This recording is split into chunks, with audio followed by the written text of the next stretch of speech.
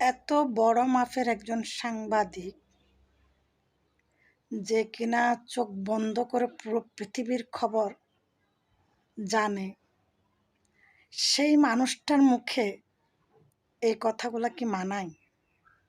আপনারা অন্তত পক্ষে তার কথাগুলো তার মুখ থেকে শুনে নিন, তারপরে আমি বাকি কথা বলতেছি।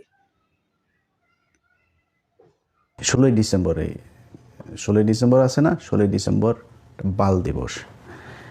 এটার এদিক ওদিক যেটা বলবি, আমার বউয়ের জুতা নিয়ে আসছে আজকে, এই না, এটা দিয়ে হাগু লাগায় এটা দিয়ে মুখের মধ্যে মারা হবে।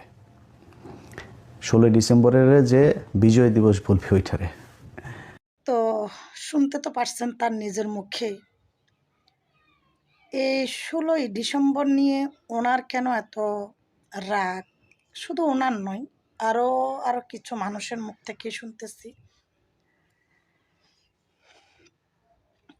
16ই ডিসেম্বর সবাই পালন করতেছে, আমরাও ছোটবেলা থেকে পালন করতেছি।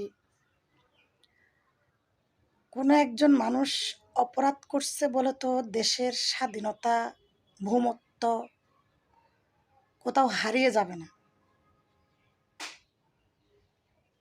এটা কি কোথাও হারিয়ে যাবে? আমরা তো বুদ্ধি হয়েছে পর্যন্ত এগুলো দেখে আসতেছি। আমার বর্তমান বয়স অনুযায়ী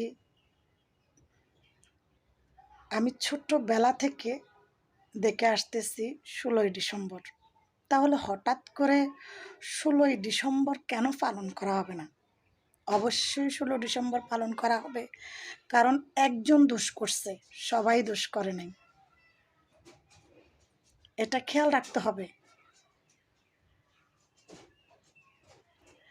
আর আরেকটা কথা, যেমন এখন 16ই ডিসেম্বর পালন হচ্ছে, ঠিক সেম টু সেম জুলাই মাসও যেন পালন করা হয়। 5 জুলাই কি ঠিক আছে তো আমার কথা?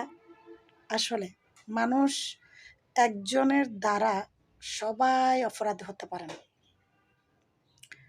যে একজন দোষ করেছে সে একজনের সমস্ত দল অপরাধী হতে পারে, সে একজনের মানুষ অপরাধী হতে পারে, মানে আপনাদের চিন্তা অনুযায়ী।